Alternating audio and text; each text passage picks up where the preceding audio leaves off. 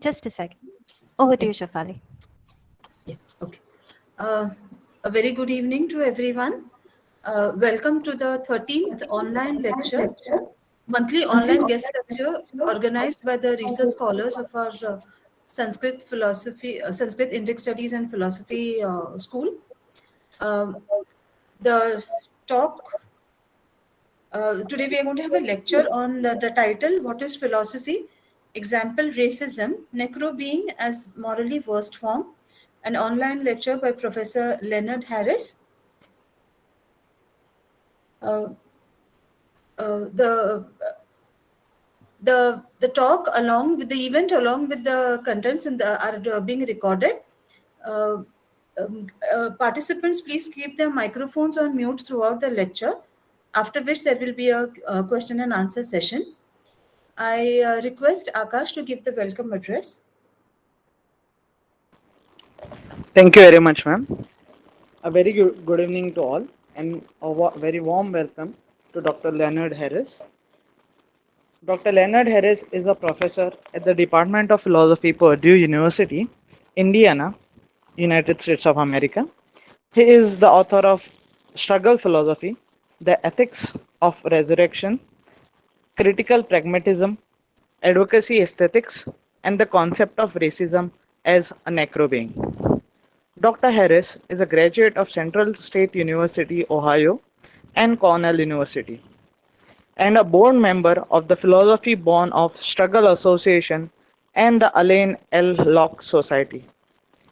He was a visiting scholar at Catholic University Leuven, Belgium in 2020. He delivered a seminal lecture series for the Indian Council of Philosophical Research in 2012.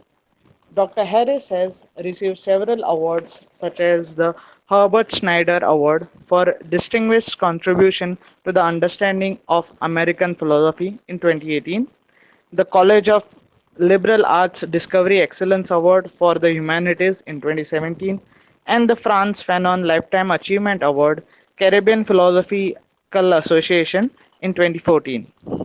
He is the editor of Philosophy Born of Struggle and three books on philosopher Alain L. Locke. He is the author of several books, including Necro-being, an actuarial account of racism. His new book is A Philosophy of Struggle, the Leonard Harris Reader. I welcome you, Dr. Leonard Harris, to the School of Sanskrit Philosophy Indic Studies, and to this online guest lecture. I also would like to welcome Dean of School of Sanskrit Philosophy Indic Studies, Dr. Koshi Tarakan. Uh, at- and I would also like to welcome all the faculty members of the school, as well as the research scholars, and all the participants, students, and all the faculties alike. Thank you very much, everyone, for joining for the lecture. Back to you, Chef Ali, ma'am. Thank you, Akash.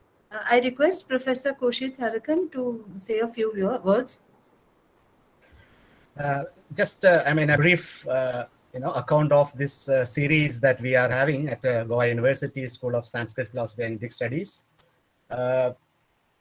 This series actually is conceived as well as being managed by a forum of research scholars, very young, research scholars of philosophy at Goa University. And today we are all privileged to have amidst us a distinguished philosopher, Professor Leonard Harris, who is not new to Indian philosophers because, earlier too, he had been our guest at national level. He was visiting professor at Indian Council of Philosophical Research, New Delhi, Ministry of Human Resource Development, Government of India, during 2012. Professor Harris' work resonates with some of our concerns while doing philosophy. Philosophy born out of struggle is something which resonates to many of us in India. I remember, 2 decades back when there was this Durban conference on race. There was a heated debate among many Dalit intellectuals and activists. Taking caste to Durban was at that time very much debated, and one perhaps which caught the government of India then unaware, or slightly perhaps an embarrassment for at the bureaucratic level, because racism was something which all of us in India always condemned, something which we came to know through the narratives of Mahatma Gandhi about his experience in South Africa and all. But at the same time, as is often the case, many a time we forget to see the reality amidst us. I mean, we look across the borders or outside and forget about our own such kinds of oppressions and subjugations that we mete out to our fellow beings. So that's what had precisely happened at that time. So in that sense, this philosophy project which Professor Harris is engaged with is something which is quite pertinent to many of us in India too. So with these few words, let me once again welcome Professor Harris and all of you, and back to you, Shefali. Thank you, sir. I invite Professor Harris to deliver his talk. Professor, you're on mute. Please unmute yourself.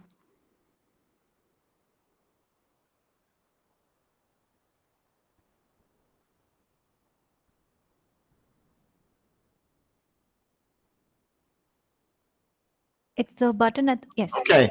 Can you hear me now? Yes, Yes, Professor. yes.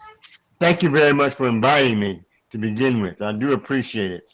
I'm honored to be given the opportunity to talk to your distinguished faculty and students. I'm also honored that we have some guests from various locations who are working on different features in philosophy, like Anna, who is in Italy right now. She's doing her work on human rights and the concept of dignity. And Sophia, I think she's on.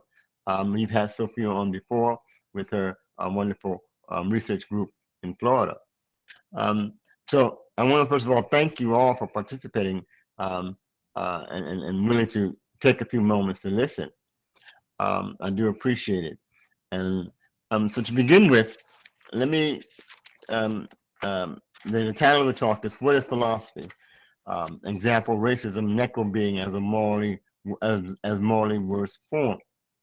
The goal is to first of all ask the hard question: what exactly is philosophy? That's not intended as a description. That is not a description of what it is philosophers do. We have a number of books and articles about what philosophers do. Tells us, the history of philosophy. We've got works on the history of the language, the word philosophy. But rather I'm asking a slightly different kind of question, which I think is going to get to the bottom line of what counts as philosophy born of struggle itself. That is, part of my goal is to introduce a different kind of way of doing philosophy. So, to begin with, competing definitions of the self are ipso facto competing definitions of philosophy. That is, when we think about the definition of what counts as the self, what we are talking about is also competing definitions of what counts as philosophy itself. Now, the self is considered as an entity within which knowledge is lodged. That is, if philosophy if the goal of philosophy is knowledge, who has that knowledge? What kind of entity can hold that knowledge? So that's why, in part, the concept of the self is so important. The other concepts was important as well, but I'm only going to focus on that one for the time being. It's the self that's owned, so to speak, what counts as knowledge. The self is the bearer of rights. The self is the bearer of dignity. The self is the bearer of respect. If the self is considered, for example, an independent cognitive agent, then that's the individual that holds the possibility of having knowledge. But if the self is considered as a phenomena or epiphenomena of some kind, or a transitional entity, then the individual is not the ultimate holder of knowledge. Something else is, or some other kind of phenomena is. Both cannot be true. Both might be false, but both cannot be true. So if we're going to do philosophy, understand and define philosophy in some ways, our first task, or one of our first tasks, or one of the features of our first task, is to ask ourselves, what notion of the self are we operating with? If we're operating with an individualist notion of the self, then part of what's important is for us to see knowledge as that which is lodged in that individual, or one individual, or some individual that could have. If we think of a self very differently, as a communal body, for example, then we're going to think about the pursuit of knowledge in a very different way altogether. Or if we don't think that their selves exist at all, then we have a further way of talking about what counts as knowledge.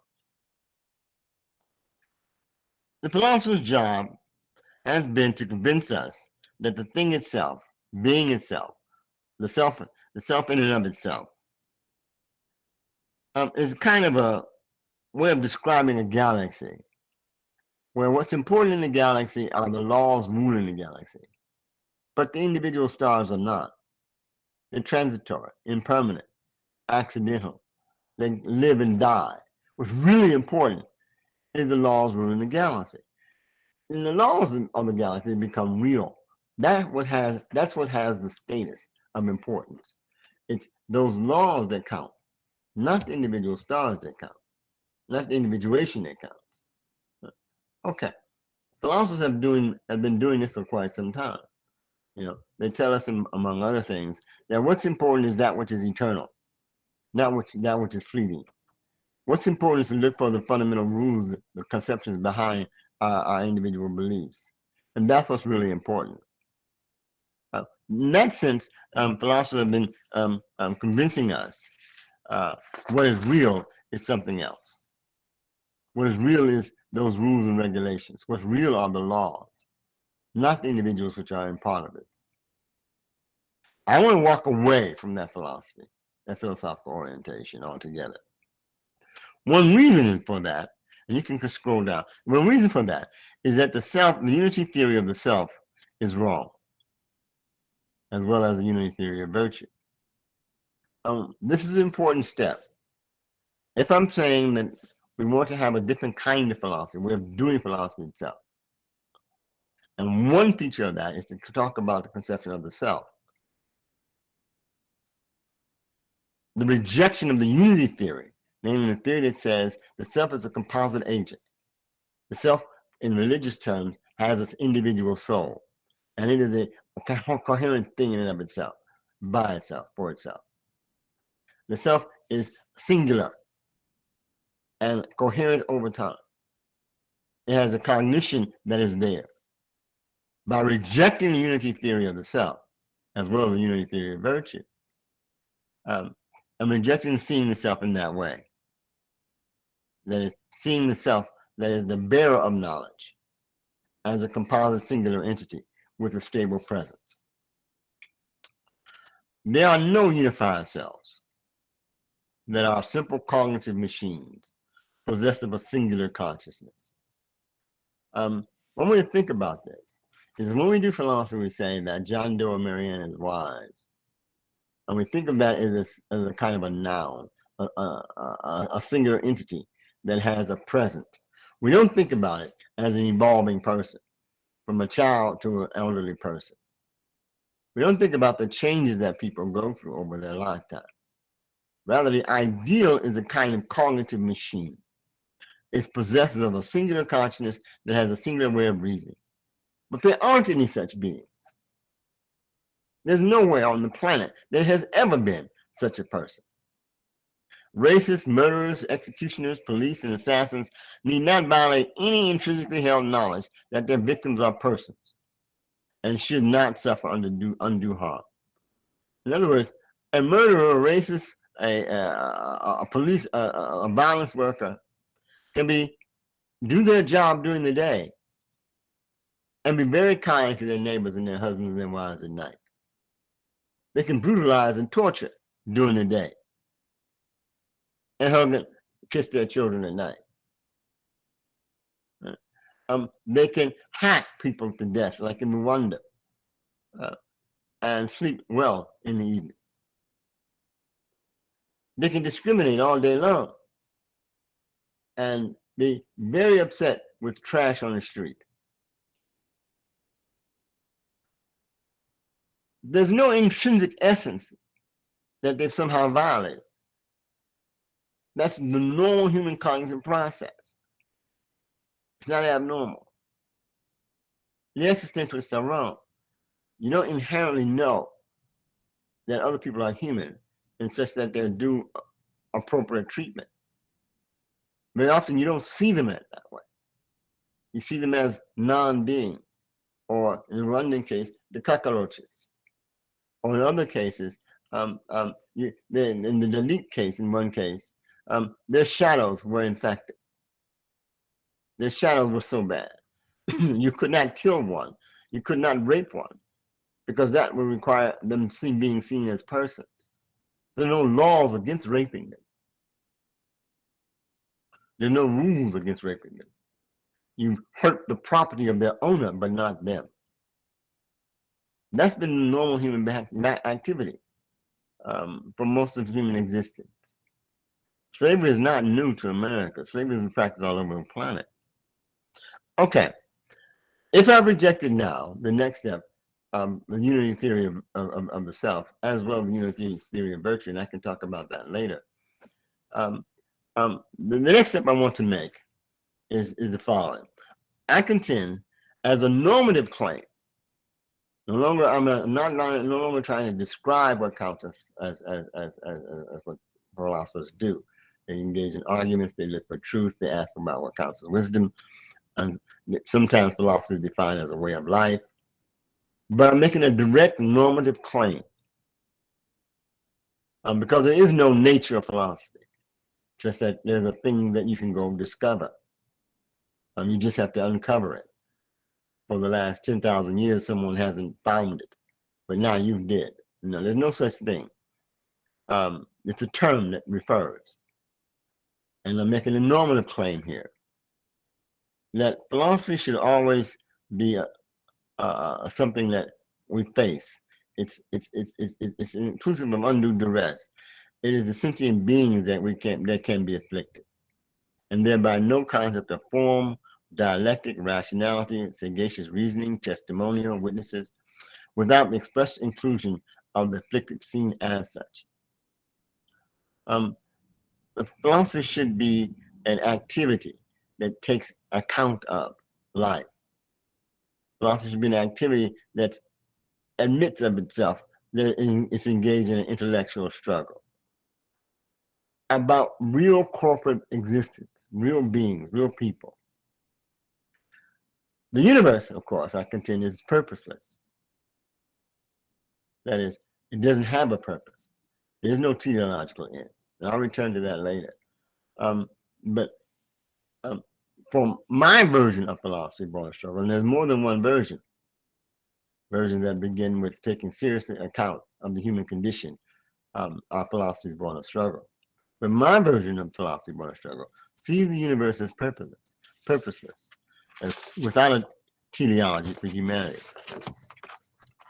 If that's the case, then philosophy should provide tools, poetry, imagination, evidential reason, inclusive of real people, and norms incommensurable with philosophy as a science.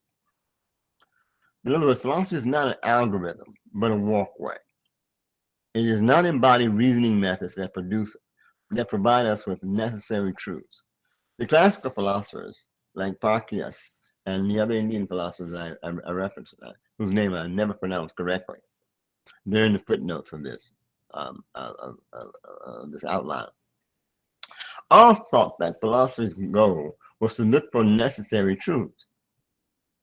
Of course, other philosophers thought that the philosopher's goal was to look for wisdom and rejected the idea of looking for necessary truths.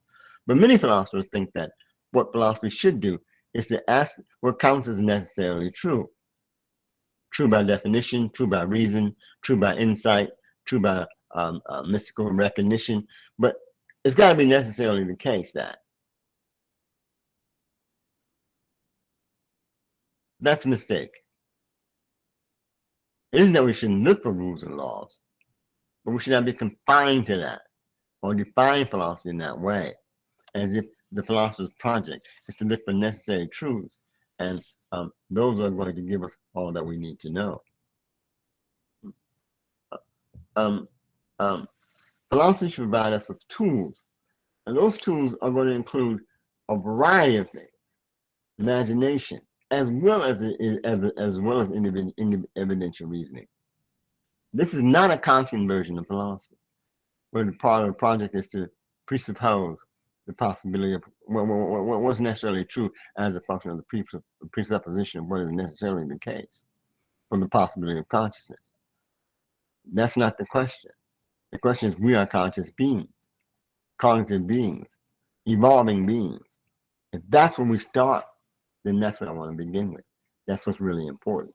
The stars are important, not just the laws that rule the galaxy. Okay. If then this is a defensible version of philosophy born of struggle, what does it look like? What does it look like when you try and address a given concept? How's it going to work if you're addressing a particular concept? Well, what counts as philosophy is no longer the pursuit of wisdom as if it were enlarged in an individual, such that you acquire necessary truths. But it's going to be a bit more open. It's going to be a bit more fallible. It's going to make hard assertions and defensible claims, but also going to make possible variegation, possibilities, and recognize a continual revisability. My approach for one of these issues is what counts as racism. So let me go to that. If I convince you that we ought to do philosophy in very different ways than we've done in in history of classical philosophies, where the goal is to kind of a wisdom project, enlarged in a version of a unified self of some form. And I convince you that we ought to take account of substantive occurrences within the corporal world. What does such an activity look like? My version of racism says that racism is a form of necro-being. And that's going to be racism worldwide. My account of racism almost never uses America. There's a good reason for that. And so I may as well be honest about that up front, right? And one reason it rarely uses America is because America is really strange. There's no country on the planet Earth that uses black and white as a racial designation. Nowhere on the planet Earth can you take the American census and it makes sense to anybody. You're not going to go to southern Mexico with the American census and say, how many people are white here? How many people are black? According to the current definition of white and black, namely one drop of ancestry from southern Africa. Oh, well, there is no place called southern Africa where all the people share the same kind of genome. There's no place like that has ever existed. But America, you got a black-white divide. That's just unique to it. Okay, so if I'm going to look at racism, I need to look at racism elsewhere. Because this version is purely anomaly. It's an important version, but it's not the only version. When we look at racism worldwide, we see it's often mixed with ethnocentricity, ways of seeing people as a different kind of ethnic group, a different kind of language group, a different kind of religious group. We see anti-black racism in a variety of places, utilizing phenotype as a definition of race.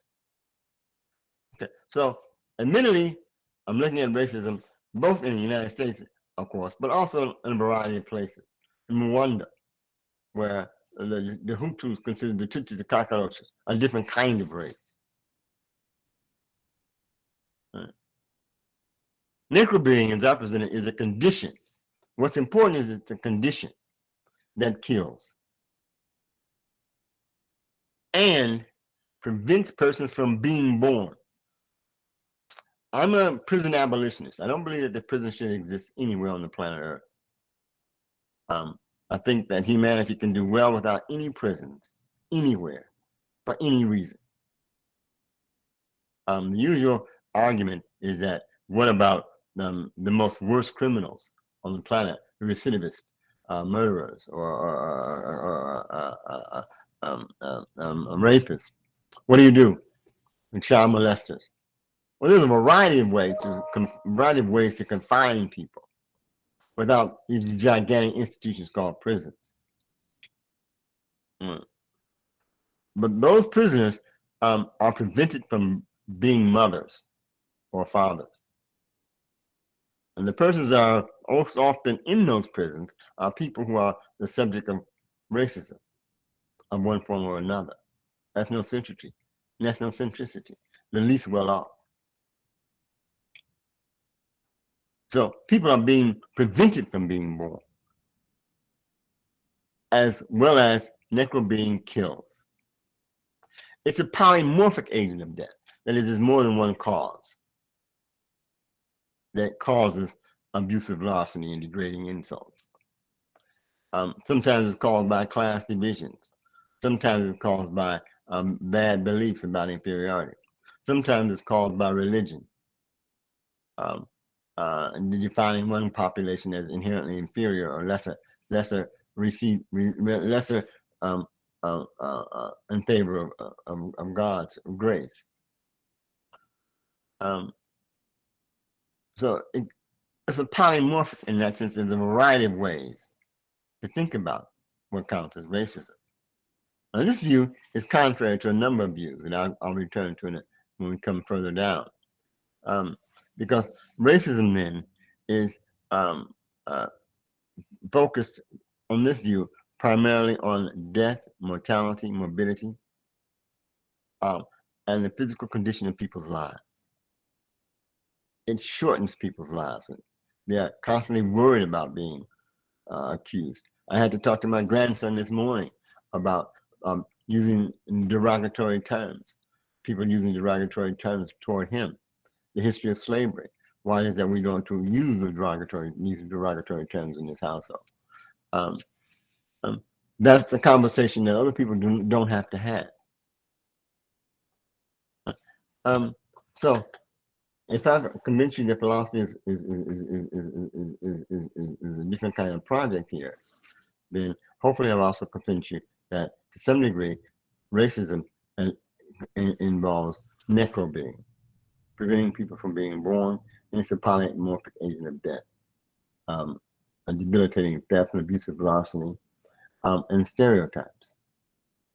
I consider death and mortality and morbidity and irredeemable misery as primary indicators of racism across a variety of types across the globe.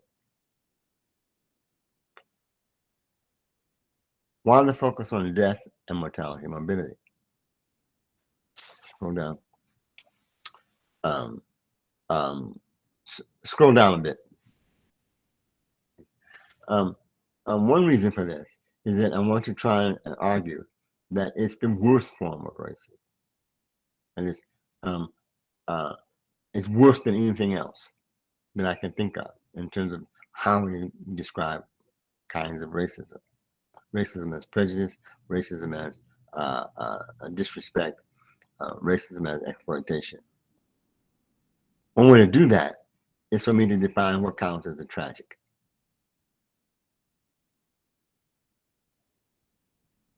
There is no moral universe. That is, not only is the universe purposeless, but there's no moral universe. By moral universe, what we mean is a universe where there's this queer objects or queer properties, such that goodness exists or badness exists, and it's recorded. There's a memory of it.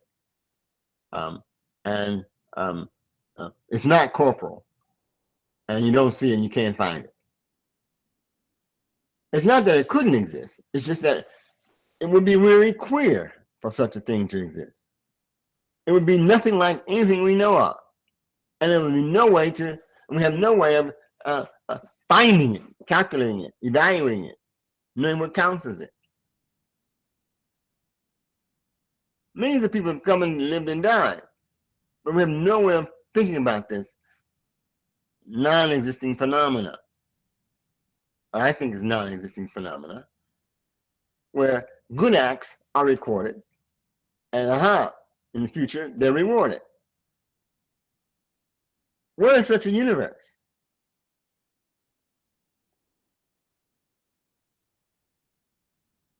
If you think that moral universe exists, individuals become instruments in a cosmic story. They're just stars in the galaxy, and their job is to perform something and die. The galaxy is what's important. These individuals are not instruments in a cosmic story, where their suffering is somehow going to be repaired in another universe in which they know nothing about. Members of the necro universe are never the beneficiaries of justice. The worst, those who are suffering the worst, don't benefit from any kind of justice. There's no future condition in any way compensates them for their suffering. The virtuous and innocent suffer alike. There's no realization of universal interest in human nature. There's no memory. I want to think about this. Is that there have been millions of slave children raped and beaten, and there's no record of it.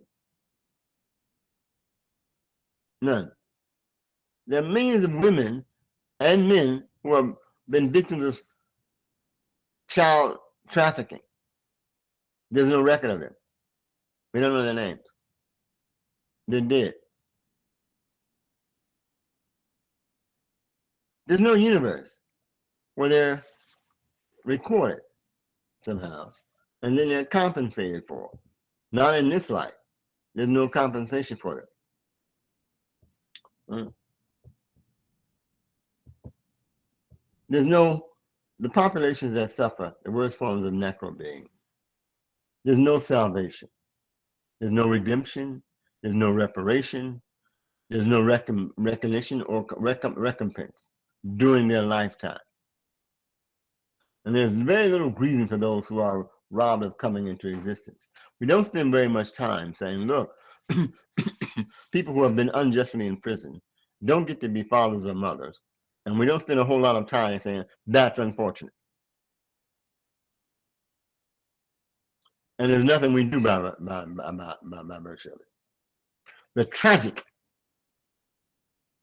unlike the Grecian notion of the tragic, unlike Nietzschean notion of the tragic, is absolute and irredeemable and meaningless affliction.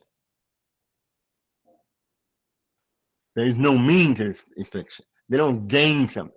It doesn't mean that they're going to be repaired in the future. They have not made a contribution to humanity by suffering, by being abused, by being discriminated against. The children who feel inferior because they've been told that they're biologically inferior, are segregated off into a community, told that they're, by virtue of their being Muslim or being Arabic, that they're inherently dangerous and terrorists. If they're black male, inherently a victimizer. They don't get redeemed. There's absolute meaningless affliction. That's what I mean by necro-being. That's the tragic. That's why it's the tragic. And I can't find any viable, the wrongness of necro-being, the wrongness of this is that there's no viable moral account that's going to say undue misery and undue death is okay.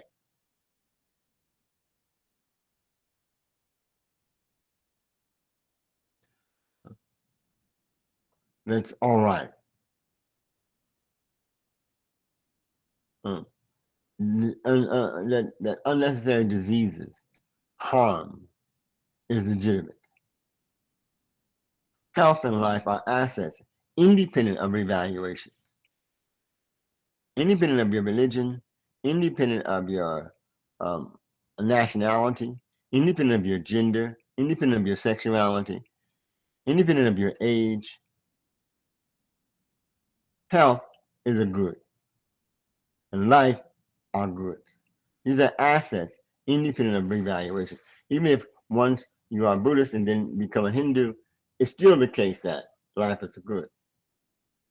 If you're an atheist and become an agnostic, it's still the case that life is a good. You may think of them in different registers, so to speak, different kinds of goods, but it's still a good. Harm is always undue. Undue harm is always a bad. That's not a metaphysical claim. It's simply a material claim. It's like saying human beings breathe. I don't need a uh, a background theory of the nature of reality or the nature of truth or the founding ethics on was necessarily the case. What I need is a focus on corporal beings. Okay. Although races are an absolute, that is, they come and go out of existence, our definitions of races now aren't our definition of what races were 100 years ago. Who counted as African American now changed from 200 years, 100 years ago. Nonetheless, racism is a form, on some accounts, a form of disrespect. On some accounts, it's a form of inferiorization. On other accounts, racism is a function of exploitation. On other accounts, racism is a doctrine that situates stable inherited character traits delivered from separate racial stocks having distinct attributes. Various views of what counts as racism. But this account is not abolitionist. It doesn't say that racism is only that which is something people have made a bad choice about. Rather, it says racism is that condition which makes possible necro-being. In which case, racism is a morally worse form, and its wrongness is wrongness is a function of undue death and illness, and it always makes any social condition worth. In other words, death ends any experience. In a non-moral universe, there are no recompense. That's what's tragic. That's what's harmful. That's what's unduly sad. That's what makes racism such a horrible phenomenon.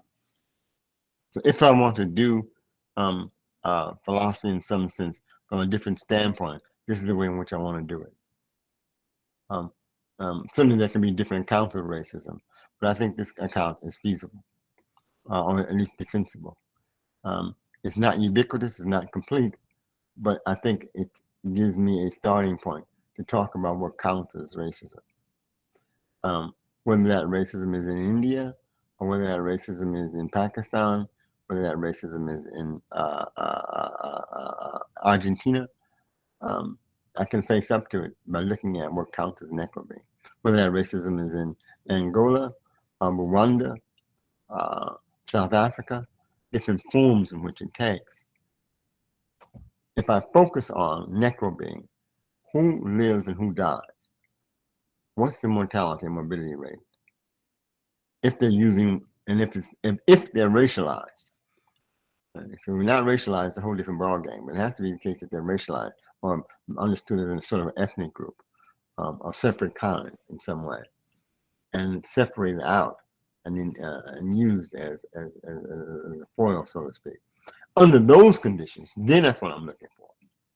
I'm looking at to what degree. Now, there's some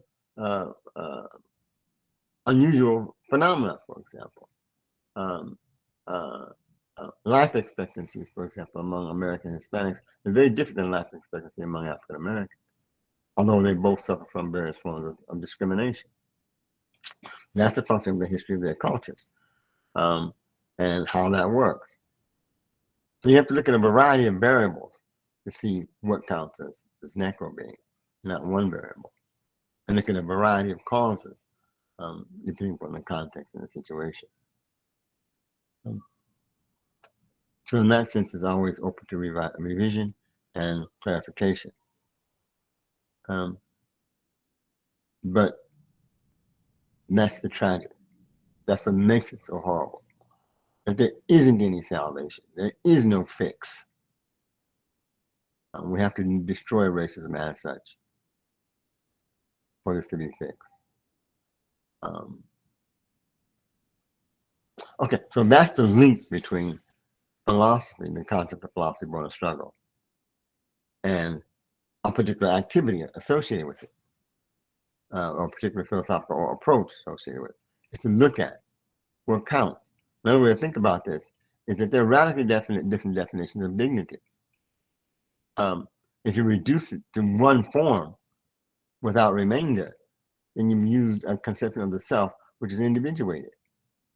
And the notion of a moral universe in which a particular notion of virtues, in particular, not necessarily a moral universe, a particular virtues, where the virtues can be only expressed in one form. This gets to be problematic in a world which has very radically different kinds of attitudes. If you're in Singapore, for example, and you spit on the street, that's a moral wrong. But if you spit on the street in the United States, that's not a moral wrong. There are radically different conceptions of what counts as morally appropriate social behavior.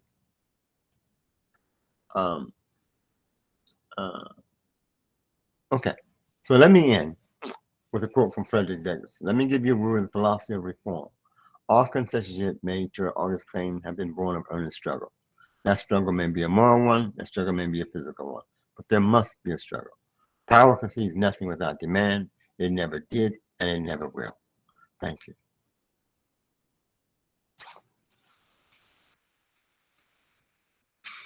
Hope I didn't talk too fast.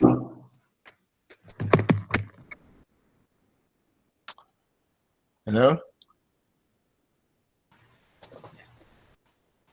Vidya, can you?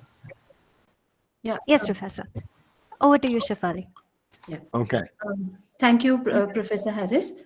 I invite Sia to moderate the Q&A session. Thank you, ma'am.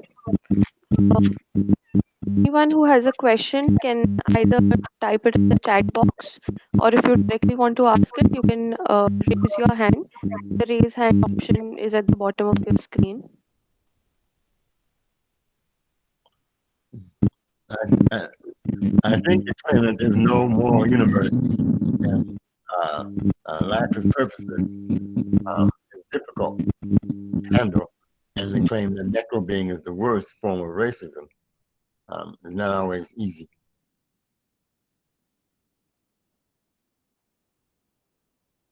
I trying to. Can I, Professor Harris? Yeah. See, I was just looking at the way you see philosophy through this struggle. Philosophy of struggle. As a born out of struggle, keeping this notion of necro-being, a kind of living dead, and racism as an example, as you have taken. To understand this notion of philosophy.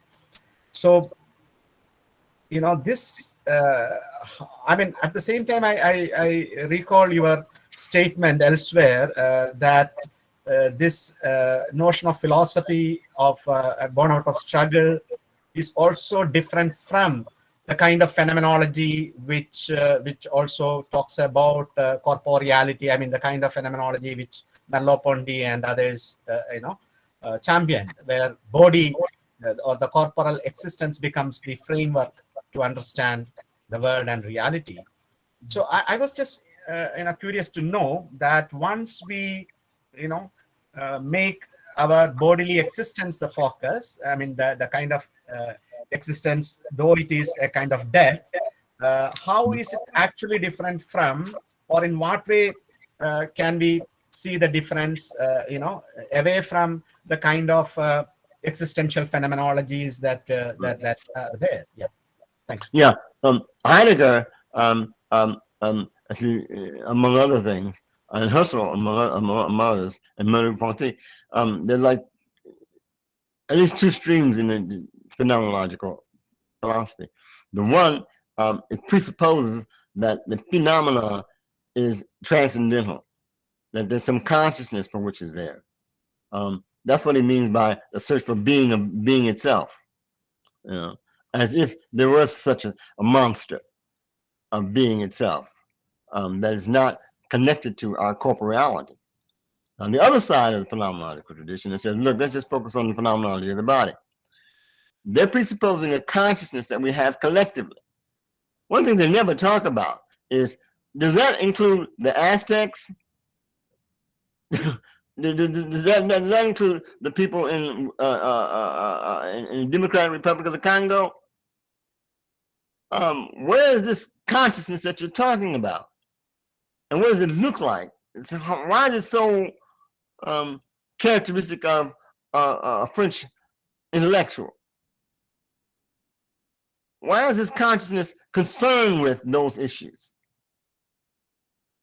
This is just an ethnocentric discussion of consciousness. It's a European dialogue about themselves. That's all it is. Where is this phenom?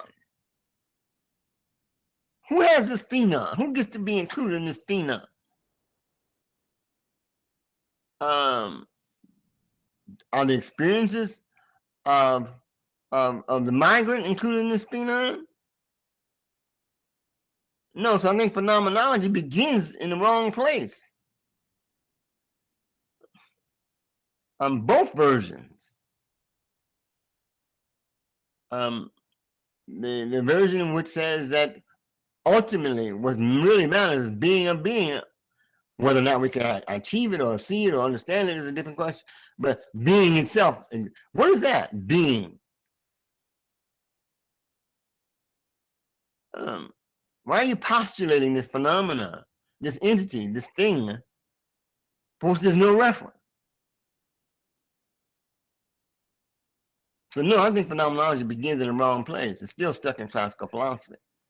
Either there's metaphysics of classical philosophy or the delusions of the navel-gazing philosophers in Europe. Yeah, thanks for that. I mean, it strikes me now, you know, why is it that someone like Heidegger, who talks about existence, still valorizes the notion of death as most authentic, which I think completely misses this notion of struggle, no strife. Yeah, death is not a thing. There's no mystery about that. You know, he died, period. You know, in the story, he's not sitting out with what used to be called gypsies in Europe on a garbage heap, looking for food or looking for rags to sell. He's not facing that kind of death.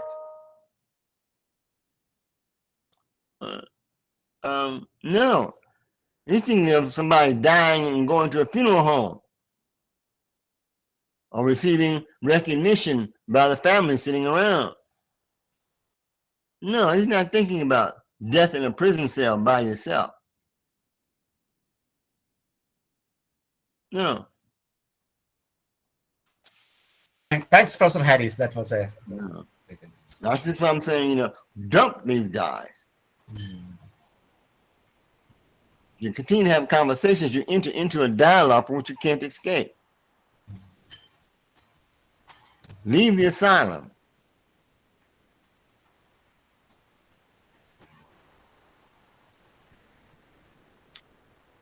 I know, I'm sorry, I apologize. No, it's made things more clear.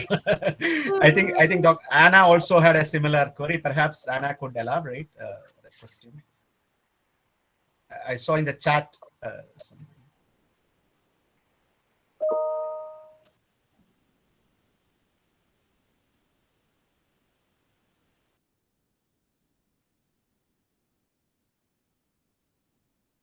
Kindly unmute yourself, Anna. Yeah.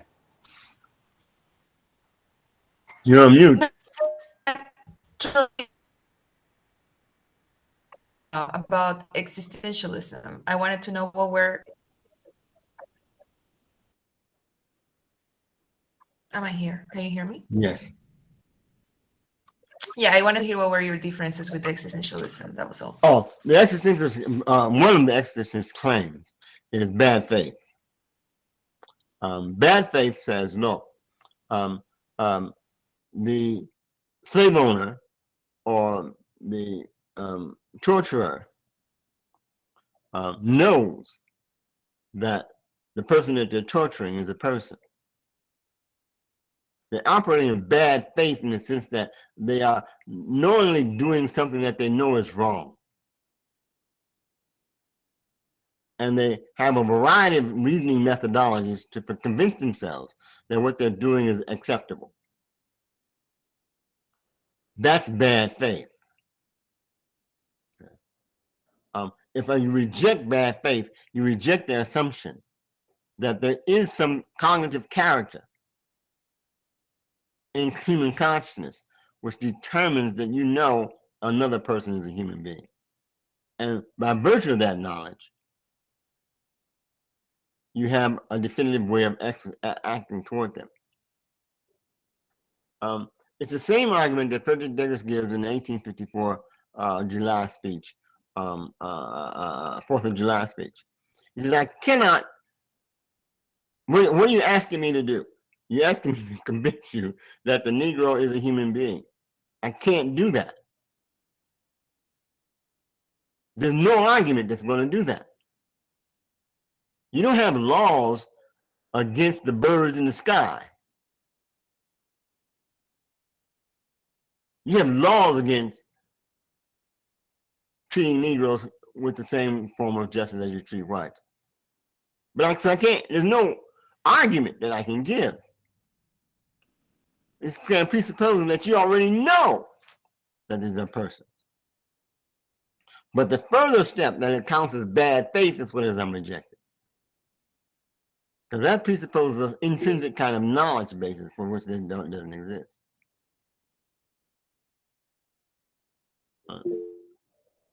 That's what you mean when you say consciousness, as if the consciousness is ubiquitous.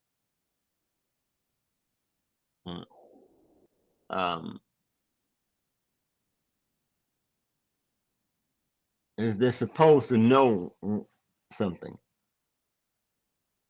That seems to me in violation of introduction to cognitive science. They don't. It's not that they're in violation of something that they have, and they just are acting in bad faith. There's no bad faith.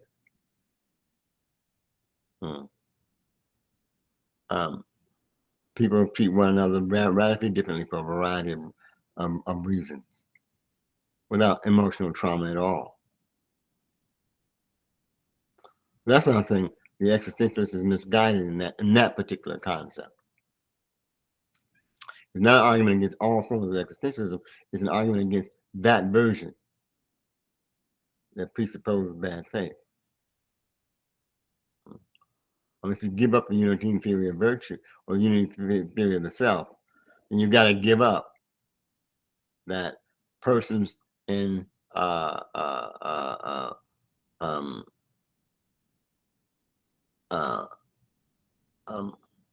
Addis Ababa, Ethiopia, at Mexico Circle, have the same attitude about spitting on the street as those in Singapore. It may not mean the same thing at all.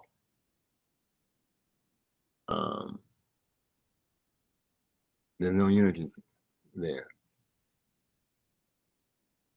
So that's what I mean by it.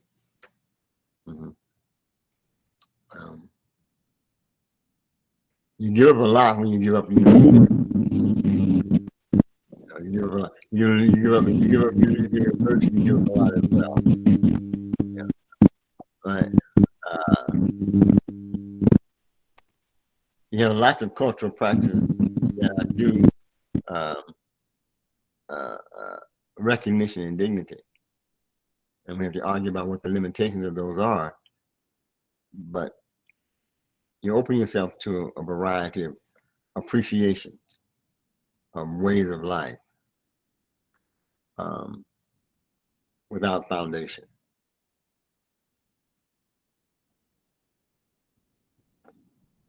Now, without claiming that the virtue you're proposing is inherently better than the virtue that I propose by virtue of it's being linked to a queer property in the universe. It's better for a variety of other kinds of reasons. There's a chat question. I don't know if I can see it. Okay. Shefali, can you read it for Professor Harris, the chat questions? I think Uh, when we talk about racism, Sir, would you like to read or should I read? Okay, I'll read it, sir. I think Akash wanted to ask a question. He has raised his hand. So, or should I read, sir, first the questions here? Let Akash go first. I think he raised his hand first. Yeah, okay. Okay. Thank you so much, ma'am. So I would like to know your opinion about Buddhism. Buddhism recognizes struggle in the world as suffering, and it gives its own methodology to get rid of this suffering. I would like to know your opinion about the philosophy of Buddhism.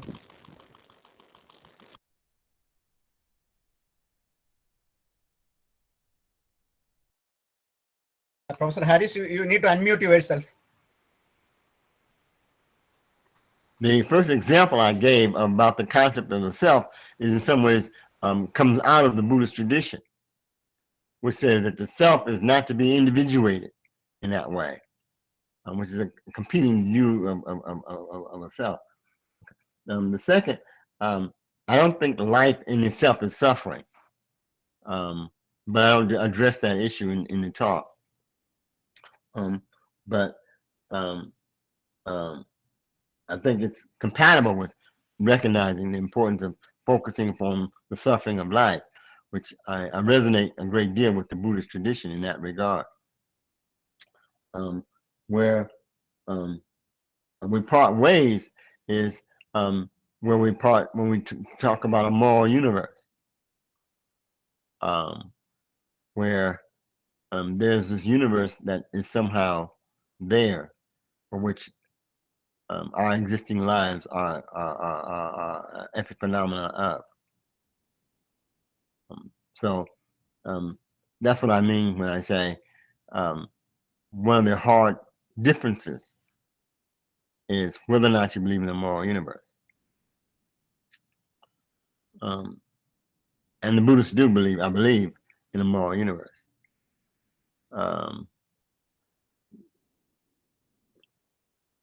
The version of philosophy born of struggle I approach says there's no moral universe. The version, the philosophy born of struggle that says also we have to be concerned with corporeality is compatible with the Buddhist tradition. It's very much so. A tradition that has been a leader in that regard. So there are ways in which I am compatible and ways in which we part ways.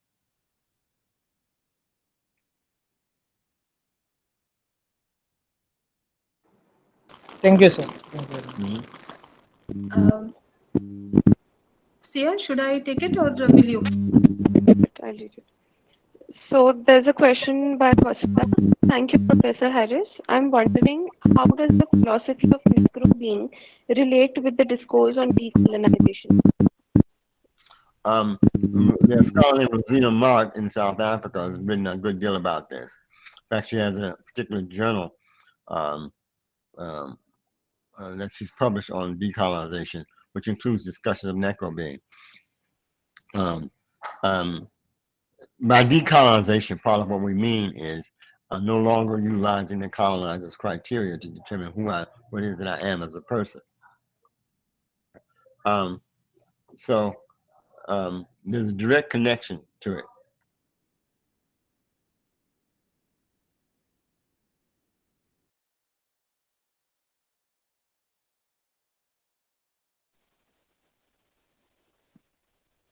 Professor Harris, you Okay. now it is. There's a direct connection to it, in the sense that necro-being says, look, is it the case that this is happening?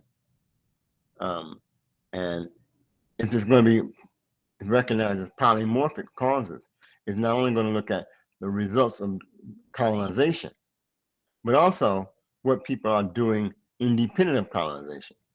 That is, what they now free are doing in their own reality, in their own format. You can look at, for example, Rwanda, the genocide in Rwanda as a consequence of only the French colonization, and excuse the genociders who are there now. So I think we have to face up to both the need to walk away from the colonial past and simultaneously face up the responsibilities that we have now.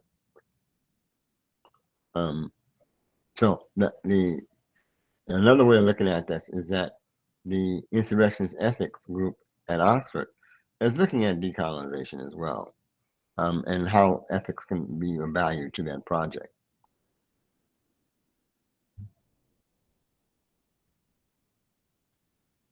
Thank you for your question. Another question here. Yeah, there's a question by Karthik. I'll just read it out. Thanks, Professor Harris, for the talk. When we talk about racism as a condition that kills and prevents persons from being born, are we talking about the systematic erasure of identities? Racism, casteism, phobia of any kind are all such examples of conditions that actively and unapologetically cause necro-being. In fact, these forms thrive in necro-being as a goal. Could you please say a bit more on bringing your idea of philosophy to praxis? Thanks. Yes. In the article in the book of philosophy, in the book Philosophy of Born and Struggle, there's an article called Necro-being. And many of my friends didn't realize that I'm a racial eliminativist. Hopefully I haven't lost all of them, but yes, I do think we should eliminate racial identities. Yes, I don't think there's anything morally good about race, now or in the past or ever in the future. So yes. And the third thing is, I don't think that you should be limited to your imaginations to right now. There's no ethnic or racial identity that has an eternity. It's always been exactly the same ever since it came into existence. What identity is that? They've all changed to some degree in some fashion. And the vast majority of identities have gone out of existence anyway. There are millions of people who had identities prior to the coming of colonialism. Most of them don't exist. And many of the identities that have after colonialism don't exist. There's no necessary reason why the identities that exist now would exist 500 years from now. How many of them existed 500 years ago? And how many people call themselves by those names 500 years ago? Who was Yugoslavian 500 years ago? I mean, how many people were there that had that identity 500 years ago or 1,000 years ago? So yes, I'm a racially limited. Does it mean erasure of all identities? Well, no. People are going to have various kinds of identities, but there's no need for racial ones. Now, the second kind of question is, yeah, we shouldn't get rid of the conditions that cause stereotypes and the conditions that cause necro-being, exploitation, undue, unjust rules and regulations, stereotypes. Yes, we should get rid of those, and it should be a goal. How can it come into practice? I don't have the foggiest idea. I don't have a roadmap, a 10-point program for that to be the case.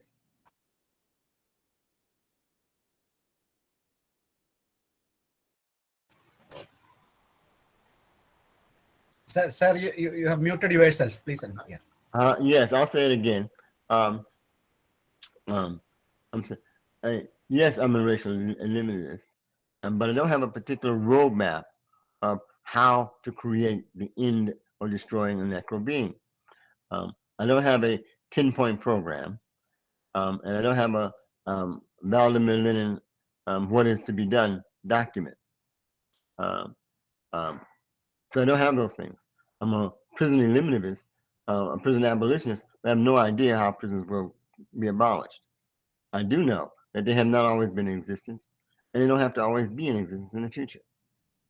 I can have an imagination about the future that's not limited to existing structures. One way to think about this is that American slavery came to an end in part, in large part because of the creation of a new technology, the spinning jenny. They were able to pick cotton without slaves. Modern technology doesn't need slaves to be productive. Almost nowhere on the planet do you have slaves. I think 1954 slavery came to an end in Ethiopia and Mauritania, Madagascar. I think it only came to an end in some other places. It only came to an end in the 1970s. Slavery came to an end a long time ago in the People's Republic of China, but was replaced by new technologies. The abolitionists like to think that their arguments won the day, but without those new technologies of productions, I rather doubt it. We don't know exactly what will make changes in the future. We don't have a neat roadmap to that. But I do think that we should accept that they can be eliminated. Yes. How to bring about in practice, I don't have a neat roadmap.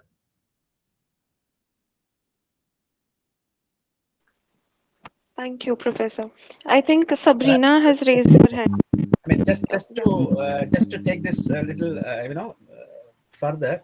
So perhaps that path is the path of struggle, isn't it, Professor Harris? I mean, it may not be spelled out as points to eliminate, but that it's an ongoing path of struggle, perhaps.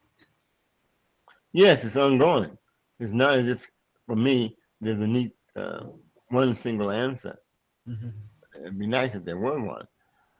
Marx was wrong in thinking that the working class, no matter where, because of the structure of capitalism, will all have the same interest and also respond to the exploitation in the same way, because they face the same structure. The same structure of social classes does not always produce the same response, and they don't necessarily see the same interest the same way. Interest is not sort of Hegelian phenomena, which has an existence of reality that has its own trajectory, undifferentiated across national identities, across national lines. Marx was just wrong. Identical structures don't produce strictly identical interest and strictly identical responses. Sometimes similar ones, all right, certain, but not the same. So I don't have a roadmap in that sense, where one methodology is going to be sufficiently adequate to produce viable results across terrains. So yes, that's a continual part of the struggle, something that we are constantly faced with doing.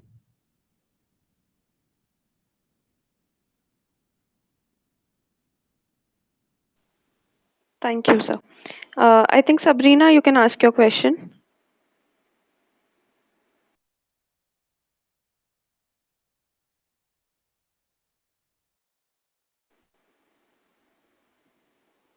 No, ma'am. I have no question. I was just listening.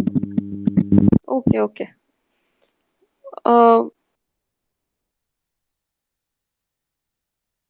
I think Mr. Ravindra has also raised his hand. Do you have a question? Yes, I have a question. Yeah, please ask.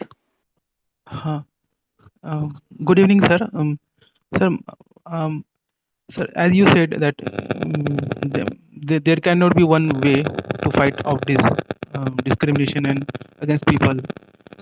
So the people who have produced this racism and casteism, they are now at present condition they are they are very powerful financially. They have very lot of power financially, economically, all those powers. So how to fight them? How to fight out this idea? How to root out this cause? Where the world one day world will be that all people will be same. that that like a lady in Pakistan who will be free from her clothing discrimination. A guy from Bihar is free from his caste. Uh, like this, how to fight these very powerful things. Right. Thank you for your question. Not a defeatist, and I don't have a neat answer for that. Um, um, I think we do what we can in our own local communities to improve social conditions, and we do what we can uh, in our own lives. But a single algorithm is what I'm avoiding. Um, I don't have a single answer for that, but I don't think you should be defeatist because there are powers which are greater than us that have interest in maintaining the existing system the way it is. They often lose as well. They don't win all the time. Um, um, they fail in quite a few cases. So don't think that I wouldn't think that because there are major corporations that have a great deal of power that they're permanent. Um, um, IBM used to control, or Polaroid used to control all our pictures. You can't find a Polaroid camera now. Whatever discrimination Polaroid was doing, they don't exist as a significant player in the production of pictures anymore. Um, so shouldn't be defeatist in that sense. Recognize that there are powers which are greater than us that have authority, but take heart in the fact that very often we have achieved. Another way to think about this is that there are fewer wars now than there have ever been before in human history. There are fewer genocides now than there's ever been in human history. Their life expectancies are greater along almost every trajectory that you can name, class, race, gender, nationality, than they were 100 years ago. There's almost no record accepted human sacrifices anywhere for religious purposes, not public anyway, anywhere on the planet. Those are some pretty big changes in human history. There's no large slave population anywhere on the planet. That was not true 500 years ago. There were large slave populations 500 years ago. So I wouldn't fall apart because there are large entities that exist now. There's a very good chance that they won't exist 200 or 300 years into the future. Thank you, sir. Thank you. Thank you. Thank you for your question. I have a question. Can I ask if no one else? Just let me check. Yeah. So I think, like you said, the forms in which racism was existing like a few years back might not exist today in the same way. But when you say that maybe after 200 or 300 years, uh, these powers might not exist. But don't you think one form of discrimination is constantly being replaced with another form of discrimination? And are you really positive that there will come a time when this is going to end? One, I reject the view of history that is unchanging. I'm not a historicist. That is, what happens in human history is not always the same. So I think it's wrong to think that one form of discrimination is replaced by another, such that each is the same as the past. And discrimination then becomes a ubiquitous term that describes both. I think I want to be a little bit more cautious about that, um, um, and say that they're not identical forms of discrimination. Um, and I also don't want to be a Afro pessimist believing that existing forms of misery are permanent and eternal, can't change. So I'm not a pessimist, and I don't think pessimism is warranted. There's no evidence for it. There's no historical evidence, anyway, that conditions invariably stay the same. Another way to think about this is um, you would almost certainly be beaten half to death if you were walking around looking like you're walking around looking now 500 years ago. I mean, you just can't walk around in blue jeans and shorts. uh, uh, but to say nothing has changed is just wrong. I think things have changed. It doesn't mean that there's no gender discrimination or style discrimination or use of clothing as an expression of religious faith and then being discriminated against by virtue of that. It's just that it's not the same. Part of what philosophers have done is to act as if there's been no change. As if the wise man of 1,000 years ago is the same wise man that exists today. That's what they want. They want permanency, absolute continuity. That's what it means to say that what's important is the universal and not the particular, because it never changes. The law never alters. So you want a conception of the self that is never changing over time. There are no such beings. Those are monsters that are holding over us. This is the ideal what? An ideal that you can never achieve, and there's never evidence that even existed? No. So yeah, things change, and they change radically. But not always in a neat fashion. So I don't think you should be a pessimist. Be an optimist. Yeah, thank you, Professor. I think there is one question in the chat box that we can take. Let's read it out. About prison abolition. Recently in India, there was outrage over the release from prison of 11 upper caste privileged rapists connected to the Gujarat riots. The victim is fighting the lone fight now of sending these rapists back to prison. I agree that there cannot be a laid out algorithm in a philosophy of struggle. We all struggle in different ways and are oppressed by different systems as individuals and as communities. Shouldn't we also be acknowledging the possibility that some communities perhaps require the existence of prisons, as the example I have begun with? Thank you for your example. Good example.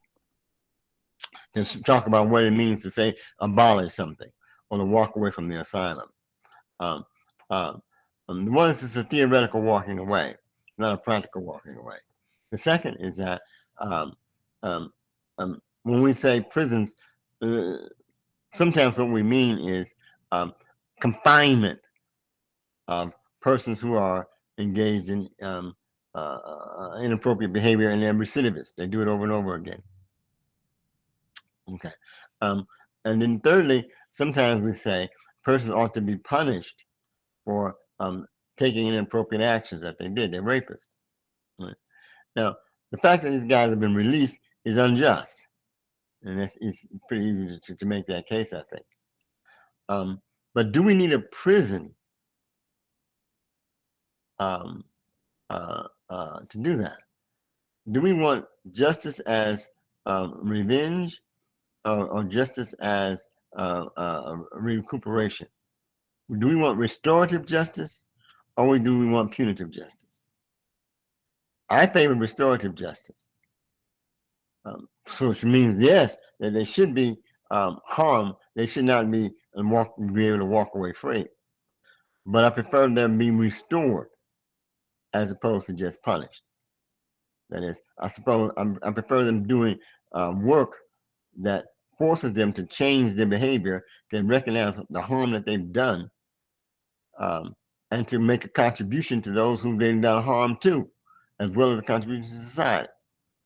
So I do think that they ought to suffer, if you will, but not for the purposes of revenge. So yeah, I think I want a complicated answer, so to speak. So yes, I agree that there should be confinement.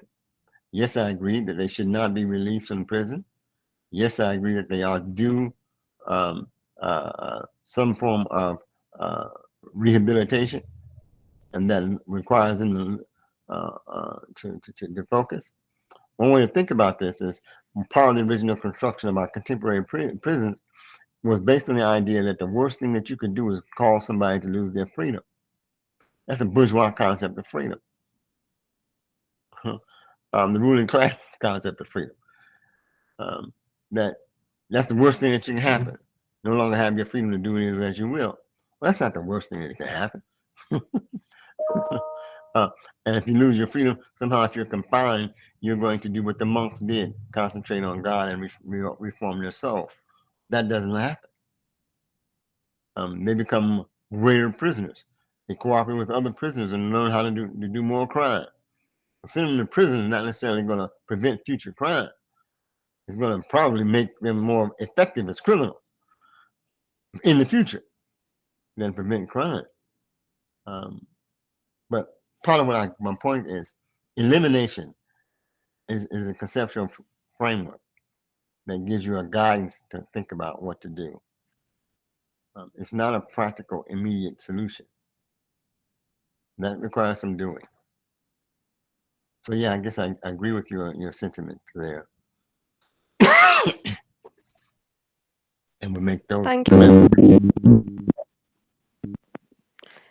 Thank you, Professor Harris. I think that was the last question.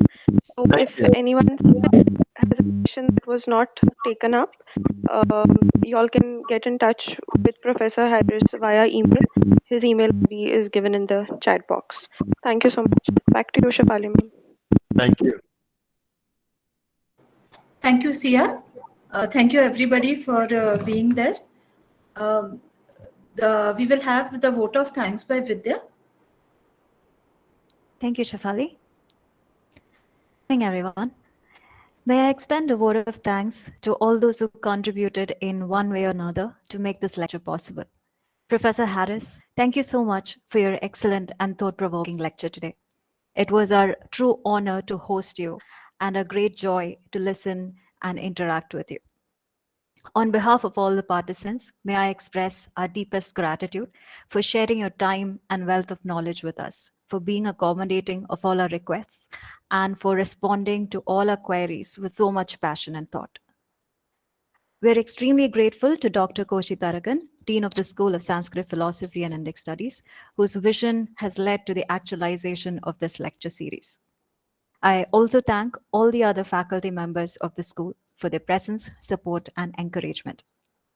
My sincere thanks to all the research scholars at our school for their dedication and untiring efforts.